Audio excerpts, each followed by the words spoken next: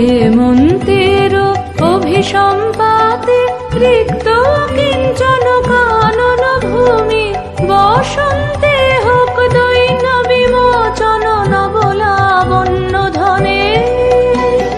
শূন্য শাখা লজ্জা ভুলে যাক পল্লব আবরণে।